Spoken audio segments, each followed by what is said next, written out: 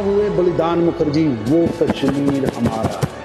जो कश्मीर हमारा है वो सारे का सारा है। कश्मीर से लेकर कन्याकुमारी तक इंच इंच भूमि हमारी मातृभूमि, हमारी कर्म भूमि है, हमारी जन्मभूमि है, हमारे पितरों की भूमि है और उसकी इंच इंच हमारी मातृभूमि है।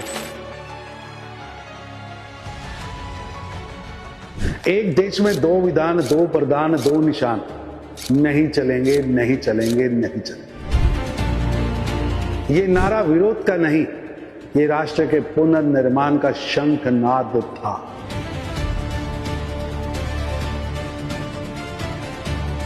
ये वो संकल्प था जो डॉक्टर श्यामा प्रसाद मुखर्जी ने तब लिया जब देश की उस समय की सरकार की संकीर्ण मानसिकता एवं कायरता के कारण बहुत से लोग कश्मीर को विवाद मान चुके थे।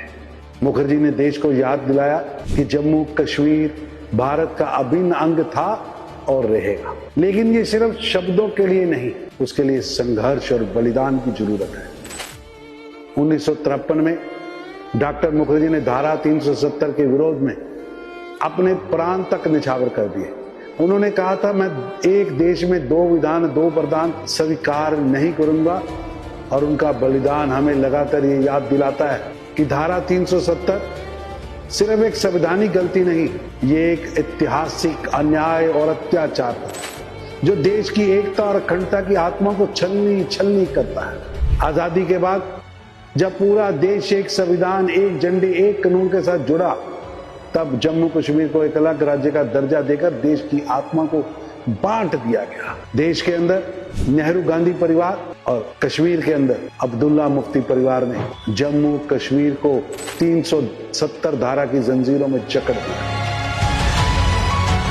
ये एक टेक्निकल या प्रशासनिक विषय नहीं था, ये भारत की एकता, राष्ट्र की अखंडता और हर नागरिक की समानता से जुड़ा हुआ प्रश्न था। इसलिए जब 5 अगस्त 2019 को आज ही के दिन प्रधानमंत्री नरेंद्र मोदी जी और गृह मंत्री अमित शाह जी के नेतृत्व में धारा 370 को इतिहास के कूड़ेदान में डालकर ऐतिहासिक व स्वर्णिम निर्णय लिया गया।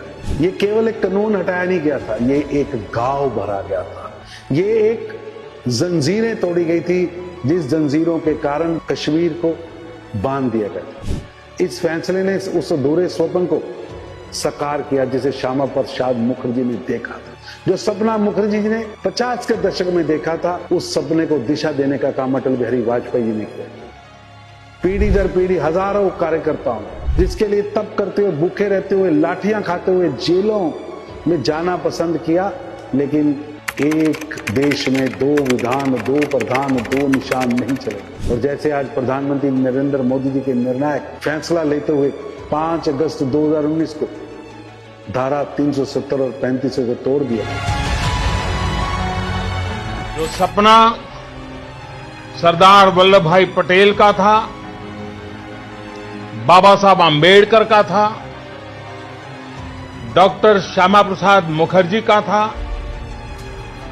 अटल जी और करोड़ों देशभक्तों का था, वो सपना अब पूरा हुआ। 370 की समाप्ति केवल जम्मू कश्मीर के लिए न्याय नहीं था, ये पूरे भारत के लिए न्याय, समानता और एकता का उत्सव था। आज 5 साल बाद जब हम पीछे मुड़कर देखते हैं तो जम्मू कश्मीर में विकास की रफ्तार कितनी तेज हुई है। आतंकवाद पर निर्णायक चोट हुई। आज जम्मू कश्मीर आगे बढ़ा है, पत्थरबाजी की घटनाएं बंद हो गई। आज जम्मू कश्मीर के अंदर G20 जैसे इंटरनेशनल समिट हो रहे हैं, फिल्मों की शूटिंग हो रही है। कश्मीर अब डर और भय में नहीं, विश्वास का प्रतीक बनकर उभरा है। पंचायती राज, स्थानीय निकायों में जन भागीदारी, लोकतंत्र की नई ऊंचाई, ये बायकाट की पॉलिटिक्स से निकलकर अब जम्मू कश्मीर भारी पोलिंग की ओर बढ़ा है। और सबसे अहम बात, अब वहां का हर नागरिक भारतीय संविधान के अंतर्गत पूरी गरिमा, समानता और अधिकार के साथ जी रहा है। ये बदलाव सिर्फ एक फैसले का बदलाव नहीं, इसके पीछे वर्षों की वैचारिक प्रतिबद्धता है, राष्ट्रवादी आंदोलन और लाखों कार्यकर्ताओं की तपस्या है। मैं आज भारतीय जनता पार्टी की तीसरी पीढ़ी का कार्यकर्ता होने के नाते डॉक्टर श्यामा प्रसाद मुखर्जी, अटल बिहारी वाजपेयी जी, आडवाणी जी सहित लाखों तपस्वी कार्यकर्ताओं और हमारे वर्तमान नेतृत्व प्रधानमंत्री नरेंद्र मोदी जी और गृह मंत्री अमित शाह जी को नमन करता हूं, जिन्होंने केवल इतिहास बदला बल्कि भारत की रगों में फिर से अखंडता का संचार किया।